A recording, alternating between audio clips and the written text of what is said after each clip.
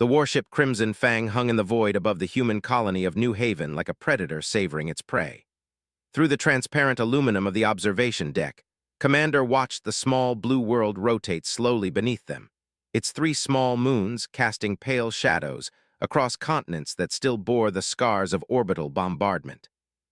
"The harvest proceeds well, Commander," reported his second-in-command, Sub-Commander Ra, her scaled hide gleaming under the ship's artificial lighting. 17,000 humans captured. The breeding stock has been separated from the laborers as ordered. Nodded, his serpentine neck swaying with satisfaction. They had been raiding human colonies for 3 cycles now, ever since they'd discovered that humans made excellent slaves. Unlike the who died within days of capture, or the who simply refused to work and starved themselves, humans possessed an irritating tendency to survive and adapt. They were also remarkably fertile, producing offspring that could be trained from birth to serve the Empire. "And the sacrifice?" asked, his voice carrying the distinctive hiss that marked his species' speech patterns. "Selected and prepared, Commander. A young female, 13 cycles old according to their records. She was wounded during the initial assault, but has recovered enough for the ceremony." His thin lips curved into what might charitably be called a smile, revealing rows of needle-sharp teeth. They had discovered early in their conquest of human space that these creatures possessed an almost pathological attachment to their offspring. Nothing demoralized human resistance quite like watching their young fed too. They were ancient creatures, older than the civilization itself. Massive beings that resembled the dragons of human mythology, they were kept in the deepest holds of warships, sustained by regular offerings of fresh meat. The humans called them space dragons, and the comparison was apt. 30 meters long, covered in armored scales, breathing superheated plasma, and possessing an intelligence that was both alien and terrifyingly vast. "Bring her to the ceremonial chamber," commanded. "Assemble the human prisoners in the viewing gallery. Let them watch as their young become sustenance for a god." The ceremonial chamber occupied the entire lower deck of the warship, its walls carved with ancient glyphs that told stories of conquest and domination. At the center of the vast space lay a circular platform surrounded by energy barriers designed to contain even a. Above the platform, viewing galleries provided perfect sight lines for witnesses to observe the feeding. The human prisoners were herded into the galleries by guards, their faces showing the hollow despair that found so satisfying.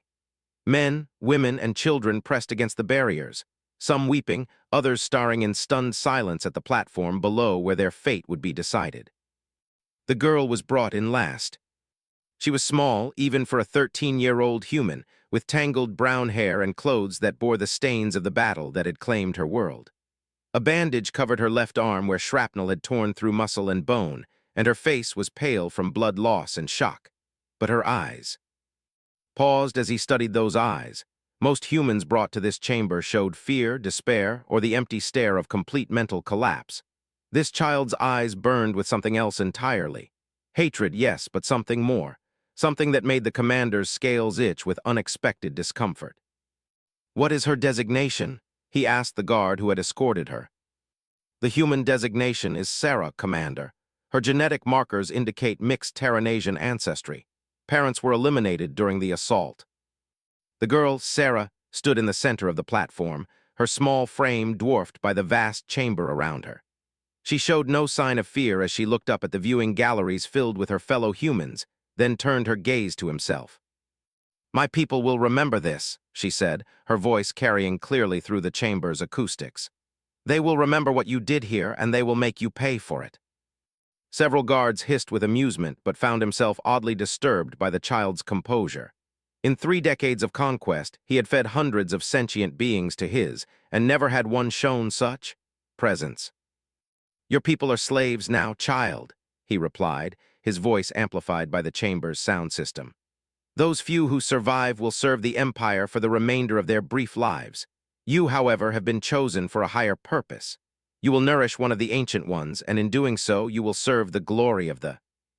Sarah looked around the chamber, her gaze taking in the carved walls, the energy barriers, the assembled prisoners. When she spoke again, her voice was clear and steady. "I've read about your kind," she said. "Your ships, your weapons, your dragons. You think you understand power, but you don't understand humans at all." Before could respond to this unexpected statement, The massive blast doors at the far end of the chamber began to iris open. The temperature in the room immediately rose by 20 degrees as superheated air rushed out, carrying with it the scent of sulfur and something else, something organic and ancient and utterly alien. They emerged slowly, its massive bulk filling the doorway. Crimson scales covered its serpentine body, each one the size of a dinner plate and harder than refined titanium. Its head was the size of a shuttlecraft, dominated by golden eyes that held an intelligence older than written history. When it opened its mouth, rows of crystalline teeth caught the chamber's lighting like prismatic blades. The human prisoners recoiled in terror, pressing themselves against the back walls of the viewing galleries. Several children began crying, and more than one adult fell to their knees in despair. But Sarah stood perfectly still on the platform, watching the ancient creature approach with the same steady gaze she had fixed on her captors. They paused at the edge of the platform, its massive head lowering until it was level with the small human girl. For a long moment, predator and prey studied each other across a gulf of species and evolution. Then the creature's golden eyes narrowed, and it made a sound unlike anything it heard in 30 years of keeping these beasts. It was not the hunting growl that preceded feeding. It was not the territorial roar that marked dominance. It was something else entirely, a low, harmonic vibration that seemed to resonate through the ship's hull itself. Sarah stepped forward. The movement was so sudden and unexpected that even the guards were caught off balance. The child walked directly toward the massive creature, her small hand extended as if she were approaching a domestic animal rather than a killing machine that had devoured thousands of sentient beings. "Don't," she said softly, her voice somehow carrying clearly through the chamber despite its whispered volume. "Don't let them make you into this." This great head tilted, and for the first time in its memory, one of the ancient creatures actually seemed to be listening to its intended prey. The harmonic vibration grew stronger, and the commander realized with growing alarm that it was not a hunting call at all. It was a song. There was singing. Sarah reached up and placed her small hand against the creature's snout, just above the nostril slits that leaked superheated plasma. The scales there were charcoal black with age and heat, each one by countless battles and feeding frenzies. The girl's pale skin looked impossibly fragile against such ancient power. "I know what they did to you," she whispered, and this time her words carried through the chamber's silence like a bell. "I know how they found you, how they broke you, how they made you into their weapon, but that's not who you are, is it? You remember what you were before." The golden eyes closed, and the harmonic vibration grew so intense that dust began falling from the chamber's ceiling. The energy barriers flickered as harmonic resonance interfered with their projection systems. In the viewing galleries, humans and alike pressed hands to their ears as the sound grew beyond audible range and into something felt in the bones. Stepped forward, alarm finally overriding his fascination with the strange tableau below. "Guards, remove the sacrifice from the platform immediately." But none of his warriors moved. They stood transfixed, staring at the impossible scene of a human child communing with a creature that should have devoured her instantly. This massive form was beginning to glow, scales radiating heat that turned the air itself into visible waves of distortion. Sarah looked up into those ancient golden eyes and smiled. It was not the smile of a child facing death, but something far older and more knowing. "Show them," she said simply, "show them what humans really are." They opened its eyes, and for the first time in 3 decades of partnership, saw something in those depths that filled his warrior heart with ice-cold terror. The creature was no longer looking at Sarah as prey. It was looking at the guards as enemies. The harmonic vibration stopped so abruptly that the silence seemed to ring in everyone's ears. For one perfect moment, the chamber was utterly still, a tableau of impossible communion between ancient power and human innocence. Then the reared back and roared a challenge that shattered every piece of glass in the chamber and sent the ship's hull ringing like a struck bell. The feeding was about to begin, but not in the way anyone had expected. This roar shattered more than glass. It shattered 30 years of assumptions about the nature of power and control. Commander watched in growing horror as the massive creature turned away from the human child and fixed its burning gaze on the nearest guard platform. The warrior stationed there, a veteran of 12 campaigns, took one look into those ancient golden eyes and did something had never seen before in 3 decades of military service. He ran. The energy barrier that was supposed to contain the flickered once, twice, then failed completely as the creature's bioelectric field overloaded the projection systems. Warning klaxons began blaring throughout the ship as backup power systems struggled to compensate for the massive energy drain. Impossible, Subcommander Ra breathed, her scaled hands frozen on her weapon controls. The conditioning protocols are absolute. No has ever turned against in recorded history. The ancient creature flowed off the platform with liquid grace, its massive bulk moving with the sinuous power of a predator finally freed from invisible chains. Where its claws touched the deck plating, metal glowed cherry red and began to melt. The temperature in the chamber rose another 20 degrees, then 30, as the internal heat regulation systems prepared for combat. Sarah remained standing in the center of the platform, her small form now dwarfed by the chaos erupting around her. But she showed no fear as guards scrambled for defensive positions and emergency, blast doors began sliding shut throughout the ship. Instead, she watched the unfolding scene with the same steady composure she had shown since entering the chamber. All units converge on the ceremonial deck. His voice cracked slightly as he spoke into his command communicator. Maximum firepower authorized, terminate the immediately. But even as he gave the order, the commander knew it was futile, had been specifically chosen and bred over to be virtually indestructible. Their scales could deflect plasma cannon fire, their redundant biological systems could function even with massive trauma, and their sheer size made them nearly impossible to stop once they decided to move. The first response team arrived just as the creature reached the chamber's main entrance. 6 heavily armed Marines opened fire with military-grade plasma rifles, their coordinated barrage lighting the chamber like a miniature sun.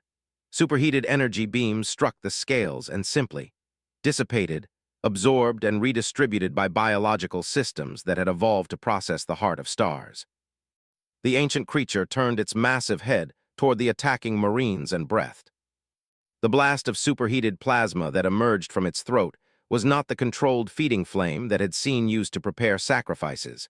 This was the full combat breath of an apex predator, a stream of matter heated to nearly stellar temperatures and projected with enough force to punch through battleship armor. The 6 Marines simply ceased to exist. Their plasma rifles, their armor, their bodies, all of it was reduced to component atoms in the space of a single heartbeat. The bulkhead behind them glowed white-hot and began to buckle as this breath weapon carved through 2 meters of reinforced titanium like tissue paper. Emergency force fields slammed into place throughout the ship as automatic systems detected hull breaches, but there was already moving deeper into the vessel's interior. Its passage left a trail of melted deck plating and buckled structural supports, each step bringing it closer to the ship's vital systems. "Bridge to all sections," came the panicked voice of the ship's communications officer. "We have a Category 9 containment breach. All personnel evacuate decks 7 through 12 immediately. Repeat, Category 9 containment breach." In the viewing galleries, the human prisoners had stopped cowering.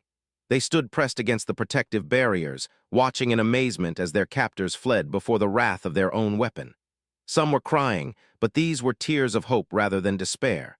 Others were actually laughing, the sound sharp and bitter in the superheated air.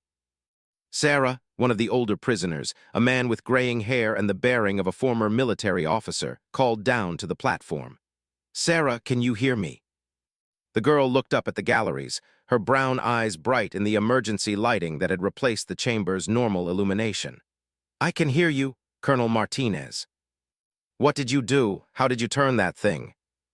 Sarah walked to the edge of the platform, looking up at the hundreds of human faces staring down at her. When she spoke, her young voice carried a conviction that seemed to echo from somewhere far deeper than her 13 years. "I reminded it what freedom feels like." The ship shuddered around them as this continued rampage reached the engineering sections. Somewhere in the distance, they could hear the creature's harmonics again, not the song it had sung for Sarah, but something else. Something that sounded almost like laughter. "Attention all personnel," his voice crackled through the ship's intercom system, distorted by interference from this bioelectric field. "Prepare for emergency jump to hyperspace. All hands to escape pods. This is not a drill." But even as the commander gave the order to abandon ship, he knew that escape was impossible.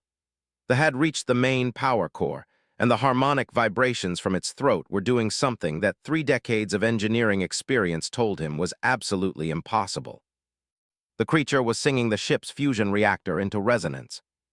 The Crimson Fang was a Devastator-class warship, one of the most powerful vessels in the fleet. Its fusion core was designed to withstand direct missile strikes, distortions, and even limited nova radiation. It was absolutely not designed to handle harmonic frequencies that could disrupt the magnetic containment fields holding several billion degrees of fusing hydrogen. Warning lights throughout the ship shifted from yellow to red to the pulsing white that indicated imminent core breach. The song was literally tearing apart the fundamental forces that held the reactor together, and there was nothing the ship's automated systems could do to stop it. In the ceremonial chamber, the human prisoners began to understand what was happening. The gravity plates were fluctuating as power flowed irregularly through the ship's systems. The air itself seemed to vibrate with barely contained energy. "Colonel," Sarah called up to the galleries, "tell everyone to hold on to something solid. This is going to get interesting." The older man, Martinez, stared down at her with something approaching awe. "Sarah, how did you know? How did you know the dragon would turn?" The girl's smile was sad and old beyond her years. "Because I know what it's like to be caged, Colonel. I know what it's like to have people make you into something you're not, make you hurt people you don't want to hurt. I know what it's like to pretend you're broken when you're really just waiting." The ship shuddered again, more violently this time. Through the chamber's transparent aluminum viewports, they could see escape pods launching from the Crimson Fang like seeds scattered by a dying flower. The crew was abandoning their vessel, leaving their prisoners behind to face whatever fate awaited them. "They're running," someone called from the galleries. "The bastards are running and leaving us to die." "No," Sarah said quietly, but her voice still carried through the chamber. "They're not leaving us to die. They're running because they finally understand what they caught." As if summoned by her words, they appeared in the chamber's main entrance. The ancient creature filled the doorway completely, its massive form backlit by the fires burning throughout the ship. Molten metal dripped from its claws, and its golden eyes blazed with an inner light that had nothing to do with reflected illumination. It looked directly at Sarah, and once again that impossible harmonic song filled the air. But this time the song was different. This time it sounded almost like a question. Sarah nodded as if she had understood perfectly. "Yes," she said simply, "we're all ready to go home." This great head turned toward the viewing galleries, and its song shifted once more.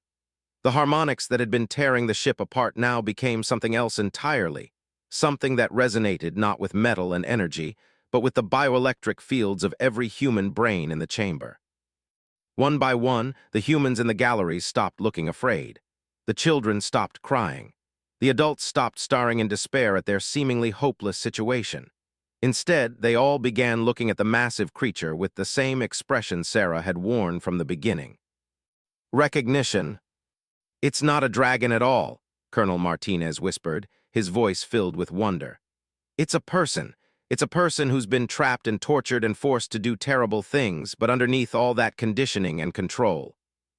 "It's still a person," Sarah finished. "And people help other people, that's what makes us human." They stepped fully into the chamber, and for the first time since the ceremony had begun, the ancient creature looked truly at peace. The fires that had been consuming the ship began to die down as it redirected its thermal output toward something far more constructive.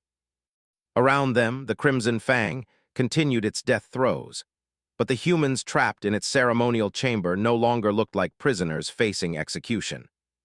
They looked like passengers preparing for a journey. The song changed everything.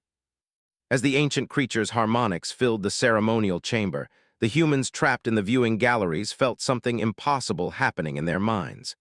The despair that had weighed on them since their capture began to lift, replaced by something they had thought lost forever: hope. But it was more than just hope. The song seemed to unlock memories that had been buried beneath trauma and fear. Colonel Martinez suddenly remembered his daughter's laugh. A woman named recalled the feeling of her garden soil between her fingers. Children who had been mute with shock began to whisper the names of parents they thought they would never see again. Sarah stood at the center of it all, her small form somehow serving as a bridge between human consciousness and something far older and more alien. She could feel this true thoughts now, flowing through the harmonic connection like water through a broken dam. Its name was not, that was a designation, a slave name given to something they didn't understand. Its true name was a concept that didn't translate into any human language, but Sarah understood its meaning, the one who remembers the stars. And it had been remembering for a very long time. 3,000 years ago, the being that humans called a space dragon had been something else entirely. It had been a guardian, a protector of young civilizations struggling to take their first steps into the galaxy. The Rememberers had watched over dozens of species, teaching them to navigate the vast darkness between stars and protecting them from predators who would exploit their innocence. Then the head found them. The Serpentine conquerors had captured the Rememberers one by one, using neural conditioning and biochemical manipulation to turn guardians into weapons. They had twisted beings of compassion into instruments of terror, forcing them to devour the very people they had once protected. But they had never been able to break them completely. Deep in the quantum structures of the Rememberer's consciousness, the truth had endured. Every life it had been forced to take, every civilization it had been made to terrorize, every act of violence committed with its hijacked body. All of it had been recorded and held in careful trust, waiting for the day when freedom might finally come. Sarah felt all of this in the space between heartbeats, the creature's 3,000-year vigil of hope and determination flowing through her awareness like a river of liquid starlight. She understood now why her words had reached it, why her simple act of recognition had shattered bonds that had held for. They had conquered the Rememberer's body, but they had never understood that its true strength lay in its memory of what it chose to protect. "Everyone needs to get to the center of the chamber," Sarah called to the humans in the galleries, her voice cutting through the ship's death rattles and emergency klaxons. "Right now, we don't have much time." The viewing gallery barriers had failed when the power grid destabilized, allowing the prisoners to climb down to the main floor. They moved quickly but without panic, guided by an instinctive trust in the girl who had somehow transformed their execution into salvation. Colonel Martinez was among the first to reach the platform, his military training evident in how efficiently he helped organize the evacuation of the galleries. "Sarah, what's happening? What's the plan?" The girl looked up at the massive creature that now dominated the chamber, its golden eyes fixed on the transparent aluminum viewports that showed empty space beyond. "We're going home, Colonel, all of us." "How? The ship is dying. They've taken all the escape pods, and we're light years from any human colony." Sarah smiled, the expression transforming her young face with a radiance that seemed to echo the Rememberer's own inner light. "We're not taking a ship, Colonel. We're taking a friend." The Rememberer's great head lowered until it was level with the assembled humans.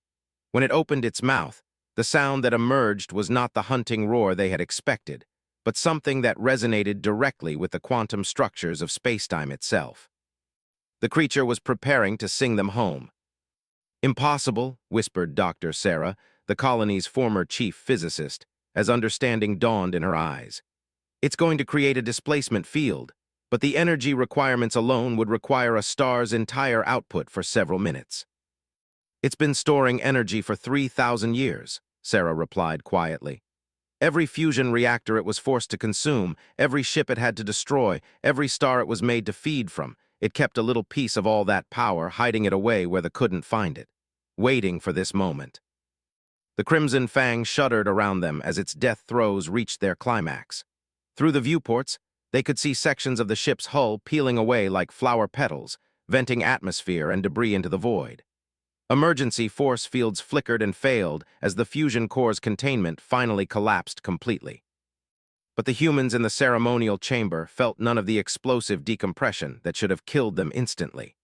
Instead, they were surrounded by a bubble of breathable atmosphere held in place by forces that made their molecular bonds sing in harmony with distant stars. The Rememberer was protecting them. "Hold on to each other," Sarah instructed, and the humans instinctively formed a circle around the massive creature, their hands joining in a chain of human connection that somehow felt essential to what was about to happen. "Remember where we're going. Remember home." And they did remember. As the Rememberer's song grew in intensity, each human in the circle found their thoughts filled with images of Earth, of colonies where children played in alien sunlight, of space stations where human laughter echoed through metal corridors. They remembered what they were fighting for, What made their species worth preserving in a galaxy full of predators and tyrants? They remembered what it meant to be human. The rememberer's body began to glow, scales radiating energy across spectrums that human eyes couldn't perceive, but human souls somehow recognized. The creature was transforming itself into something between matter and energy, becoming a living conduit for forces that connected every point in the universe to every other point. "Sarah," Colonel Martinez said urgently, "what happens to our friend? Can it survive this kind of energy release?"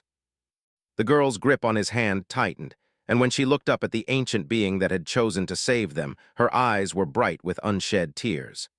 "It's going home too, Colonel. For the first time in 3,000 years, it's going home."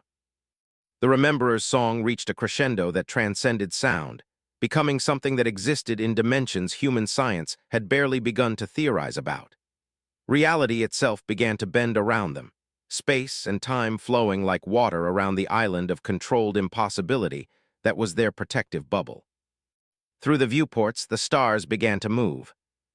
At first, the motion was almost imperceptible, a slight shift in the familiar constellations, a subtle change in the way distant galaxies painted patterns against the cosmic dark. But the movement accelerated rapidly, stars streaking past like droplets of luminous rain until the viewport showed nothing but lines of light stretched into infinity. They were traveling faster than light, faster than thought, riding the Rememberer's stored energy across impossible distances toward a destination that existed more in hope than in any stellar navigation chart. "How long?" Doctor shouted over the harmonic thunder that surrounded them. "Time doesn't work the same way here," Sarah replied, her voice somehow audible despite the cosmic symphony that filled their shared reality. "We're traveling through memory now, through the connections between all the places the Rememberer has ever been. Distance is just another kind of cage, and cages can be broken." The circle of humans held together as reality continued to flow around them like a river of liquid starlight. They could feel the Rememberer's consciousness expanding, reaching out across the galaxy to touch the quantum signatures of worlds where freedom still existed, where children could grow up without fear of alien slavers, where hope was more than just a memory kept alive in the darkness. The creature was using its 3,000-year collection of stored memories to navigate, following chains of causation and possibility that connected every act of kindness to every other act of kindness, every moment of courage to every other moment of courage, every choice to protect rather than destroy to every other such choice across the vast web of civilization. It was taking them home along roads paved with the best of what sentient beings could become. And then, as suddenly as it had begun, the movement stopped. The stars outside the viewport were different now familiar constellations that human astronomers had mapped and named, stellar patterns that had watched over humanity's cradle for millions of years. Below them, growing larger with each passing second, was a blue and white marble that every human in the galaxy would recognize instantly. Earth. They were home. Earth Defense Command had been tracking the anomalous energy signature for 12 minutes before the object materialized in high orbit above the Pacific Ocean. Admiral Torres stood in the command center beneath Cheyenne Mountain, watching as her sensor operators struggled to make sense of readings that every law of physics in their databases. The object wasn't quite solid matter, wasn't quite energy, and wasn't quite there at all, yet it registered on sensors as having the mass of a small moon. "Ma'am," called Lieutenant from the sensor station, his voice tight with confusion. "The object is broadcasting on multiple frequencies. Audio, subspace, and something we've never seen before that's interfacing directly with our quantum processing cores." "What kind of message?" It's a human voice, Admiral. A child's voice. She's asking for permission to land." Torres felt ice form in the pit of her stomach. In the 3 years since the raids had begun, Earth had lost contact with 17 colonial worlds. 47,000 humans were listed as missing, presumed captured or killed. The idea that any of them might have found their way home seemed impossible. "Put it through." The voice that filled the command center was young and clear, untouched by the static that usually accompanied long-range transmissions. "Earth Defense Command, this is Sarah, formerly of New Haven Colony. I'm requesting immediate landing clearance for myself and 436 other human survivors. We have a friend with us who needs medical attention." Torres grabbed her communicator. This is Admiral Tor's Earth Defense Command. Sarah, can you provide authentication codes? Yes, ma'am. New Haven Colonial Authority, designation NH7739 Delta.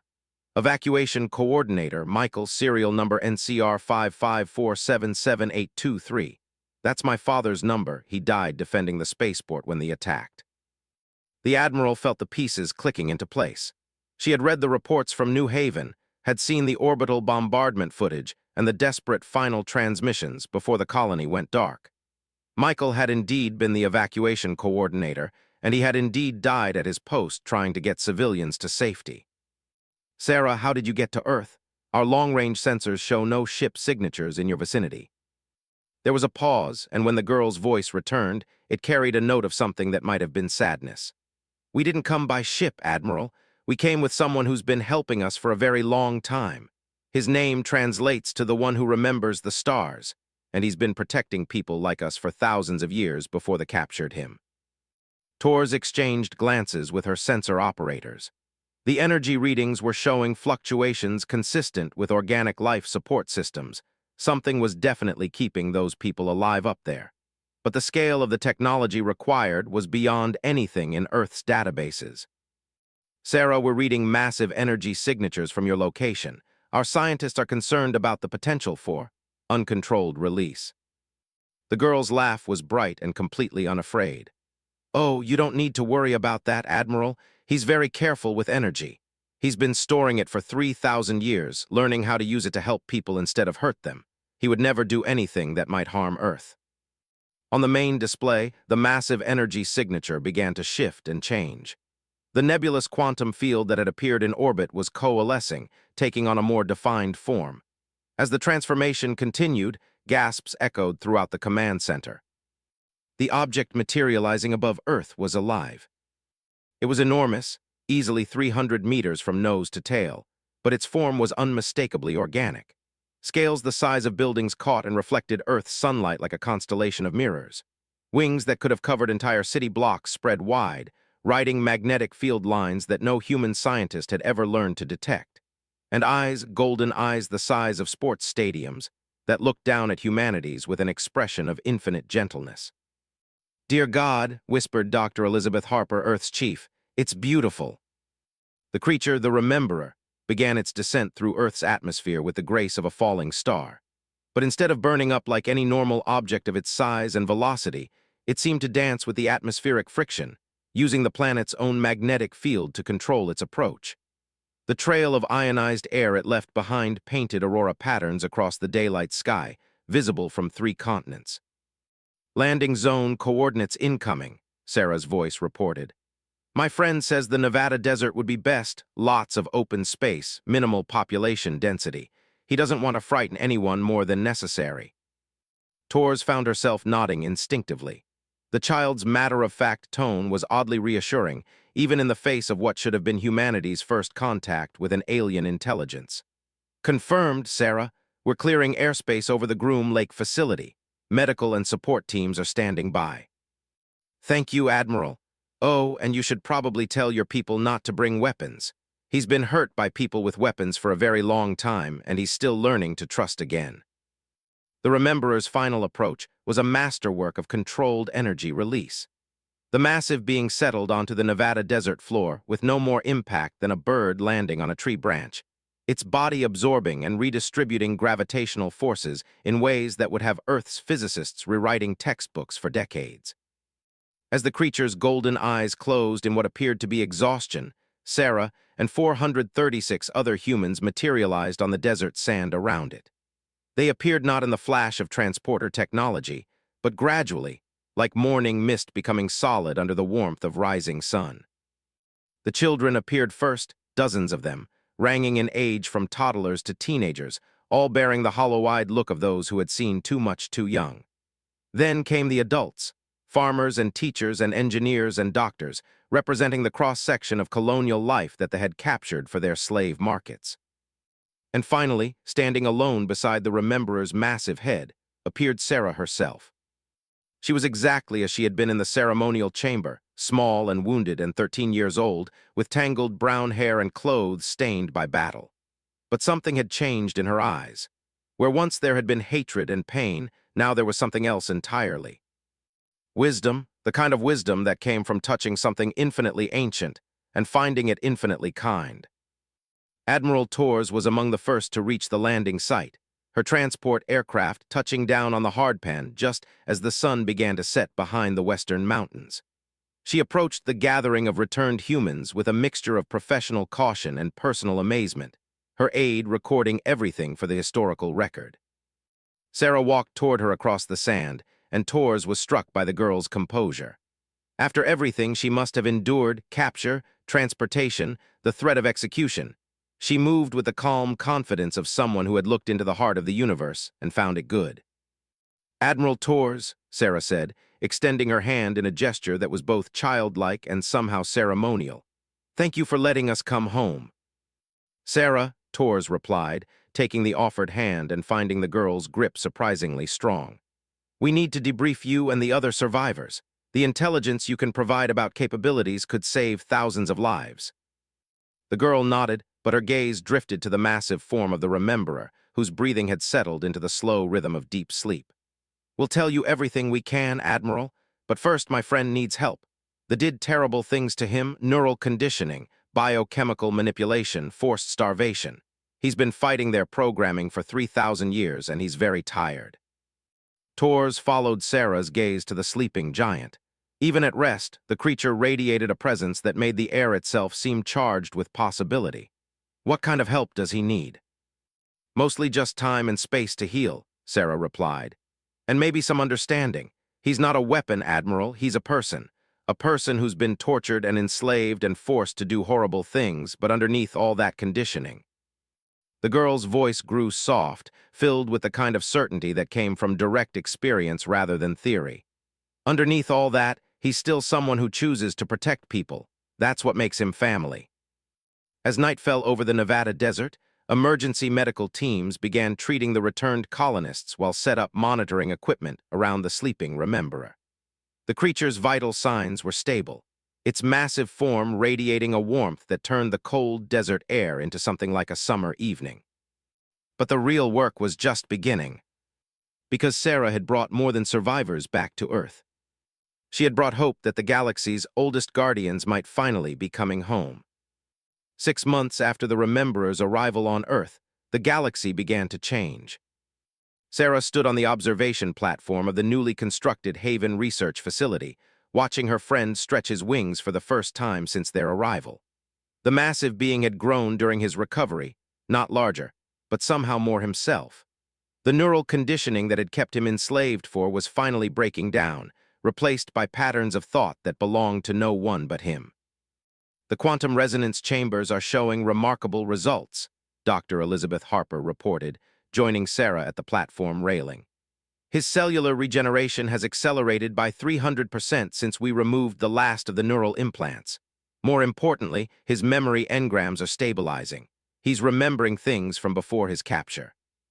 Sarah smiled, watching as the Rememberer lifted his great head to catch the morning sunlight. His golden eyes were brighter now, clearer, no longer carrying the shadow of enforced servitude that had darkened them for so long. He's remembering how to be happy. The past 6 months had been a time of revelation for humanity. The Rememberer's presence on Earth had attracted others, beings who had thought themselves the last of their kind, scattered survivors of the galaxy's oldest civilization. They came in response to harmonics that human instruments couldn't detect, following songs that bridged the spaces between stars. First had come another Rememberer, this one calling herself the one who guards the young. She had been hiding in the system for 800 years, protecting human colonies from raiders while carefully concealing her presence. Her arrival had been followed by others, the one who tends the growing things, emerging from the fungal forests of 442b, the one who heals the broken, rising from the methane seas of Titan where she had been sleeping off centuries of forced combat. Each arrival had brought new understanding. The Rememberers were not just individuals. They were a network, a living library of galactic history spanning millions of years. Together, they held the memory of every species they had enslaved, every world they had conquered, every act of resistance that had failed, and every weakness in their empire. "Sarah," Admiral Torres called from the facility's communications center, We're receiving another transmission from the Galactic Freedom Coalition. The liberation of Altair III was successful. The garrison surrendered without firing a shot. The girl nodded, unsurprised. It had been the same pattern for months now. Across the galaxy, strongholds were falling not to human weapons, but to the awakening of their own enslaved rememberers. Each facility that held one of the ancient beings became a liberation point, a beacon calling other prisoners to freedom. They had built their empire on the backs of creatures they thought they controlled. They had never imagined that those creatures might remember how to work together. "How many colonies have been freed now?" Sarah asked. 17 in the past month alone, Tors replied, her voice filled with amazement that had never quite faded.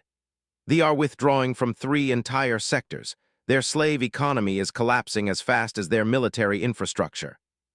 Colonel Martinez, who had become Sarah's unofficial guardian and the facility's security chief, joined them on the observation platform. The intelligence briefings suggest that some commanders are beginning to question their leadership's methods. Apparently, there are factions within their military that want to negotiate rather than continue fighting. Sarah turned away from watching her friend to look at the gathered humans. They're scared. For the first time in their history, they're facing something they can't conquer or control. The Rememberers aren't fighting back with violence, they're fighting back with memory. Every who encounters one gets to experience exactly what they've been doing to innocent people for thousands of years. The concept was both simple and devastating. The Rememberers communicated through quantum-entangled consciousness, sharing experiences and emotions across impossible distances. When they chose to, they could project those experiences into other minds, allowing their captors to feel, for the first time, what it was like to be on the receiving end of their cruelty. Most who underwent the experience simply put down their weapons and walked away. "The High Command has requested a formal ceasefire," Admiral Tors continued. "They want to open diplomatic channels with Earth and the liberated colonies. Apparently they're claiming they were, unaware of the true nature of the beings they had enslaved." Sarah's expression grew thoughtful. Maybe some of them really didn't know. They have been using the same conditioning protocols for so long that their own people probably forgot what the Rememberers actually were. When you've been telling yourself that something is a mindless beast for generations, it becomes easy to believe your own lies. Behind them, the Rememberers' harmonic song filled the air, not the desperate call of a caged creature, but the joyful vocalization of someone finally free to sing their own thoughts. Other voices joined in from across the galaxy, a chorus of liberation that human radio telescopes were only beginning to learn how to detect. "What happens now?" Dr. Harper asked. "The galaxy is changing faster than our models can predict. Entire trade routes are shifting as systems liberate themselves from control. New alliances are forming between species that have been enemies for." Sarah climbed onto the platform railing, her small form balanced against the desert wind that carried the scent of sage and distant rain. When she spoke, her voice carried the same certainty that had echoed through a doomed ship's ceremonial chamber 6 months earlier. "Now we learn how to build something better." She pointed toward the horizon, where other construction sites dotted the Nevada landscape. The Rememberers who had come to Earth were not just recovering, they were sharing. 3,000 years of accumulated knowledge about faster-than-light travel, planetary engineering, quantum consciousness, and a dozen other fields that human science had barely begun to explore. But more importantly, they were sharing something else, the memory of what civilization could become when it chose cooperation over conquest. The Rememberers have seen every form of government, every type of society, every attempt at interstellar cooperation that the galaxy has ever produced, Sarah continued. They know what works and what doesn't. They know how to build alliances that last for millions of years, how to resolve conflicts without violence, how to help young species grow into something magnificent without losing their essential nature. The Rememberer's song grew stronger, and Sarah felt the familiar touch of ancient consciousness against her thoughts. Images flowed between them, visions of worlds where different species worked together to build cities that floated on clouds of crystallized music, where children of a dozen different biologies played together in gardens that grew in the hearts of stars, where the very concept of war had become so obsolete that words for violence existed only in historical archives. "He's showing me the future," Sarah whispered, her eyes bright with reflected starlight despite the desert sun. Not the future that will happen, but the future that could happen. The future that the Rememberers have been keeping alive in their hearts for 3,000 years, waiting for the galaxy to be ready. Admiral Torres stepped closer to the railing, her expression shifting from professional curiosity to personal wonder. What does he see? He sees us growing up, Sarah replied simply. All of us, humans and in every other species in the galaxy, finally growing up into what we were always supposed to become. The Rememberers were never meant to be weapons or tools or guardians watching over children forever. They were meant to be teachers, helping young civilizations learn how to remember the stars themselves. The girl's smile was radiant as she looked out across the desert toward a sky that suddenly seemed filled with infinite possibility. He sees us becoming something that chooses to protect rather than destroy, something that builds rather than conquers, something that remembers what it means to be kind. As if in response to her words, the Rememberer lifted his massive form from the sand and began to rise into the afternoon sky. But this time, he was not alone. Across the earth, similar figures were taking flight, the growing community of liberated Rememberers spreading their wings for the first time in. They were not leaving, they were dancing. Dancing with joy, with freedom, with the simple pleasure of being able to move through the sky without someone else's commands driving their actions. Their harmonics filled the atmosphere with music that made every human on the planet stop what they were doing and look up in wonder. Sarah watched her friend soar above the Nevada desert, his golden eyes reflecting not just sunlight, but something far more precious. Hope for a future where no one would ever again be forced to hurt people they wanted to protect. The galaxy was remembering how to choose love over fear. And for the first time in 3,000 years, the Rememberers were finally going home, not to some distant world, but to the galaxy-wide civilization they had always been meant to help create. A civilization where a 13-year-old human girl's simple act of recognition could transform dragons back into angels, and where the courage to say, "You don't have to be what they made you," could liberate not just individuals but entire species. The universe was vast and full of wonders, but the greatest wonder of all was this. When people chose to remember what they were fighting for instead of what they were fighting against, there was no force in existence that could stand against them. The stars themselves bore witness, as humanity took its first real steps toward becoming something worthy of their light.